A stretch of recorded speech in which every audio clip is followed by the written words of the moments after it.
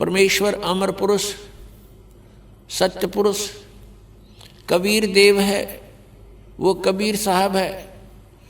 और वो सतलोक से गति करके आता है अपने निज स्थान से जहाँ वो रहते हैं, और यहाँ पृथ्वी पर आकर के पुण्यात्माओं को मिलते हैं, उनको ज्ञान से परिपूर्ण करते हैं। उस परमेश्वर का नाम कबीर देव है। वो परमात्मा 3 प्रकार से लीला करते अपने, 3 प्रकार के शरीर की स्थिति में रहते हैं।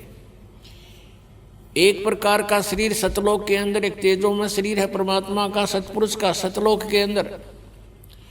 उसमें एक रोमकूप की इतनी शोभा है, करोड़ सूर्य मिला दे, करोड़ चंद्रमा मिला दे, उनकी रोशनी भी एक रोमकूप के प्रकाश के सामने फीकी रहे। वो परमात्मा वहाँ स्थायी रूप में रहते हैं। अन्य रूप बना करके वो परमात्मा प्रत्येक युग में एक लीला करते हैं, एक नवजात शिशु का रूप धारण करते हैं, और किसी सरोवर तालाब में या झील में आकर के कमल के फूल पर विराजमान होते हैं, बालक रूप बना के, एकांत स्थान, वन में, जंगल में। और जल के ऊपर प्रकट होने के कारण परमेश्वर को नारायण बोलते हैं। ये क्रियाएं परमात्मा सुनियोजित और पूर्व निर्धारित तरीके से करते हैं, और कोई संस्कारी हंस उनको वहां से उठा ले जाते हैं। फिर उस परमेश्वर की परवरिश की लीला कंवारी गायों से होती है। जब परमात्मा छोटी ही आयु के होते हैं, तभी से अपना उद्देश्य पूरा करने के लिए विद्वानों के साथ शास्त्रार्थ करना शुरू कर देते हैं, उनसे प्रश्नोत्तरी करते हैं आध्यात्मिक मार्ग की, और बड़े बड़े विद्वानों के छक्के छुड़ा देते हैं। ज्ञान के अंदर उनको परास्त कर देते हैं। और तीसरी स्थिति है परमात्मा के शरीर की,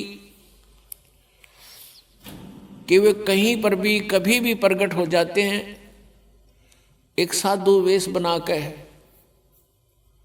किसी संत का वेश बनाकर, ऋषि महर्षि या किसी ब्राह्मण गुरु पीर का रूप बना करके वह कहीं भी प्रकट हो करके अपनी अच्छी आत्माओं को ज्ञान सुनाते हैं, उनको अपने से परिचित कराते हैं।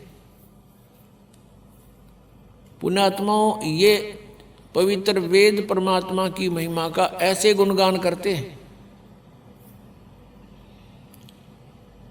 और वेद ये भी बताते हैं कि वो अपने द्वारा रची हुई सृष्टि को, उसकी जानकारी परमेश्वर ही स्वयं ही ठीक ठीक बताते हैं, और अन्य तो केवल अटकल ही लगाया करते हैं। तो ये सभी गुण जिसके अंदर हैं, वेद कहते हैं वो परम अक्षर ब्रह्म है, वो पूर्ण परमात्मा है, और वो पूर्ण परमात्मा ही अपने द्वारा रची हुई सृष्टि को यथार्थ रूप में ज्ञान देते हैं, और वो परमात्मा स्वयं ही आकर के ज्ञान प्रचार करते हैं। वो तत्वदर्शी संत का रोल भी करते हैं, स्वयं ही करते हैं, और वो परमात्मा कवियों की तरह आचरण करते हैं। पुण्यात्माओं, सबसे पहले हमने अपने भगवान को पहचानना है, तभी हम आगे कदम रखें। जैसे पहले हम अपने नोट को खरा और खोटा चेक करा लें तो अच्छा रहे, नहीं तो वहाँ प्लेटफार्म पर जाने के बाद फिर कुछ नहीं बनेगा। तो ऐसे ही हम अपने सदग्रंथों को समझकर भगवान को पहचान सकते हैं। शिक्षा का उद्देश्य प्रभु ने यही रखा था कि कलयुग के अंदर इन सबको शिक्षित बनाएंगे, और ये मेरे बच्चे मुझे पहचान पाएंगे। अभी तक तो ये गुरु और ऋषि महर्षि पीर ये हमें अपने ही अज्ञान के आधार से आधार रखते थे, लोक वेद सुनाया करते थे जो वेदों सदग्रंथों के विरुद्ध था, और हमने इनको एक महापुरुष ऋषि मंडलेश्वर गुरु मानकर परमात्मा से परिचित व्यक्ति मानकर इनकी हर बात का, प्रत्येक बात का विश्वास किया, जिसका खामियाना आज तक हम भोग रहे हैं। हम यही भटक रहे हैं, जन्म और मृत्यु के अंदर हम कष्ट पे कष्ट उठा रहे हैं।